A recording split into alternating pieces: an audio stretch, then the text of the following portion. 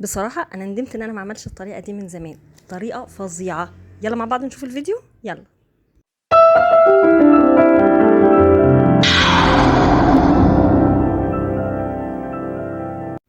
ازيكم؟ يا رب تكونوا بخير، وحشتوني قوي. النهارده احنا هنعمل حاجه مختلفه شويه عن محتوى القناه، بس انا لما عملتها وعجبتني حبيت ان انا اشارككم عمايلها. طبعا كلكم عارفين ان في طرق كتير جدا لعمايل الحواوشي، بس احنا النهارده عاملاها بطريقه انا متاكده ان كنتوا ما عملتوهاش قبل كده.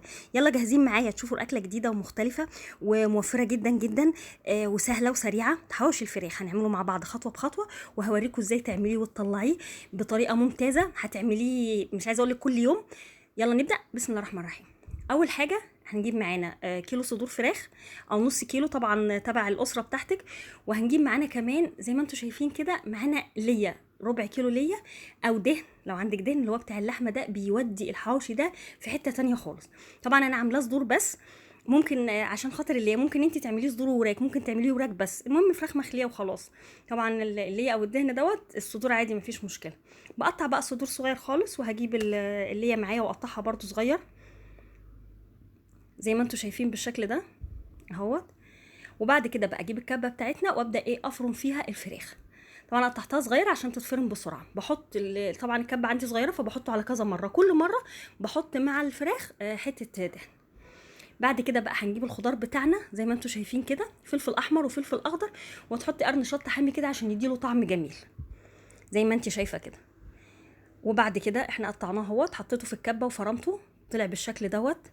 هجيب بقى كمان معايا مثلا اربع بصلات متوسطين الحجم، او 5 كمان عادي. يعني البصله لما يبقى ممكن تعملي البصل نص الفراخ، يعني لو انت جايبه كيلو بانيه تعملي نص بصل، لو جايبه نص كيلو بانيه تعملي ربع بصل. فرمته برضو وحطيته على الفلفل الالوان بتاعنا. الخلطه دي ريحتها فظيعه من غير اي حاجه خالص، ريحتها بجد رهيبه. هنجيب بقى الفراخ بتاعتنا بالليه او بالدهن اللي احنا فرمناها، وزي ما قلت لك انت ممكن تستغني عن الليه خالص، انا بحطها عشان بتدي طعم جميل جدا. وهنحط بقى الخضار والبصل بتاعنا عليه، ونبدا بقى نهرسهم على بعض. زي ما قلت لك في الاول بجد انا ندمت ان انا ما عملتش حواوشي الفراخ ده قبل كده، اما الولاد عندي كلوه قالوا ده جميل جدا، يمكن احسن كمان من حواوشي الفراخ. وزي ما هو موفر طبعا عن احسن، قصدي من حواوشي اللحمه، وطبعا هو موفر عن حواوشي اللحمه بكتير. انتوا عارفين دلوقتي اللحمه بقت بكام. البهارات بقى بتاعتنا عباره عن ايه؟ حاجه بسيطه خالص، فلفل اسمر وبهارات لحمه او بهارات حواوشي وملح بس. وتحطي شويه زيت، يكون زيت ريحته حلوه يعني زيت كويس وكده وخلاص. وتبداي بقى تمزيج الخليط ده كله مع بعض. يبقى قلنا البهارات بتاعتنا عباره عن ايه؟ بهارات حواوشي ودي تجيبيها من عند العطار، وشويه ملح وفلفل اسمر بس كده. يا سلام على الريحه، حاجه كده رهيبه رهيبه بجد.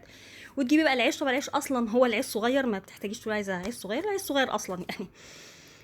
بنجيبه بقى وبناخد الخلطه اللي احنا عملناها، خلطه الفراخ اللي احنا عملناها دي اللي هي الفراخ المفرومه والكلام ده، وبنعمل كوره كده صغيره ونحطها في العيش، ونبدا بقى نفردها في العيش من جوه. طبعا زي ما انت شفتي انا حطيت شويه زيت مع اني حاطه ليا، بس الزيت ده بيدي لمعه كده للحواوشي، بيخلي الفراخ من جوه مش معجنه.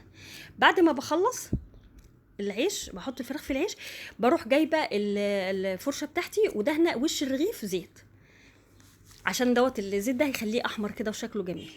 هبدا بقى اعمل الكميه اللي عندي كلها، وكل رغيف اخلصه احط على وشه زيت بالشكل اللي انتوا شايفينه ده. اخلص بقى الكميه كلها، وممكن احطه في الفرن، ارص في صينيه واحطه في الفرن، ادهن صينيه زيت بسيط واحطه في الفرن. وممكن احطه على عين البوتاجاز عادي جدا بيستوي، والفراخ هتستوي كمان، بيطلع طعمه حلو قوي كمان، يعني مش هيبقى في منه مشكله. انا رصيته هنا اهوت وحطيته في الفرن، بجد طالع تحفه. بياخد في الفرن حوالي 10 دقايق، وبرده على العين كل وش بياخد حوالي 5 دقايق.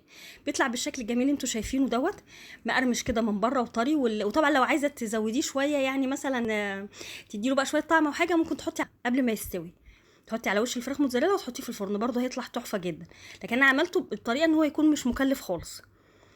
ايه رايكم في الجمال ده؟ اتمنى الفيديو يعجبكم، ويا ريت تجربوا الوصفه وتقولي رايكم فيها ايه، واشوفكم ان شاء الله في فيديوهات جديده.